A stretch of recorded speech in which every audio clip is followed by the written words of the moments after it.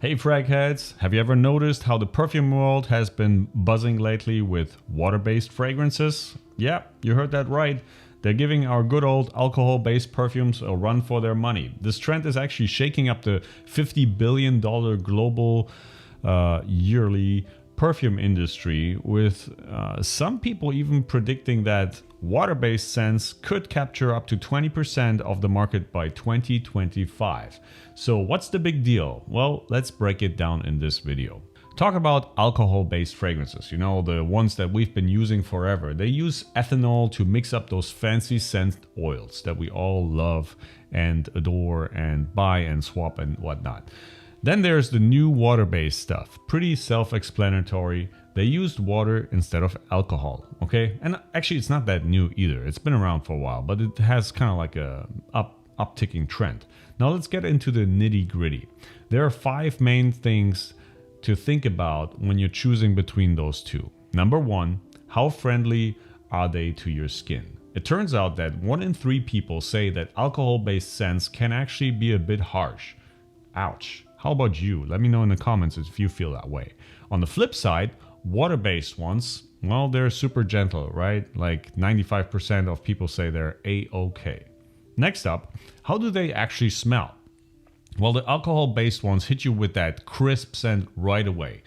Pretty consistent too, no matter the weather. The water-based ones, well, they're more, what's the word, true to the scent, I guess. But there's a whole different other set of problems that we'll cover in a minute. The smell is not as in your face at first, but that's the thing. Third point, how long do they actually last? Well, alcohol-based fragrances on average, I would say, last 2 to 3 hours longer, obviously depending on the exact formula. Plus they dry quick.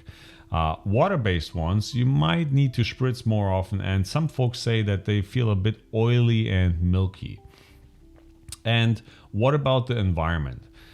If that's something that's important to you, then let me tell you that making alcohol-based perfumes leaves a little bit of a bigger carbon footprint. On the water-based side, they definitely cut those carbon costs by a bit. Honestly, I don't know exactly how that's calculated, but you know, that's what the data says. So let's just stick with that if that's something that's important to you.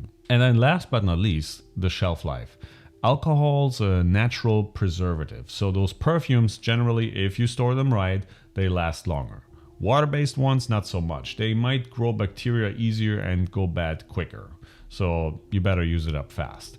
And what's the bottom line here? It really depends on you. Think about your skin, how strong you like your scent to be, how often you want to reapply, and yeah, well, the environment too, and how fast you can use up a bottle, I guess. So don't buy big bottles when it comes to water-based fragrances.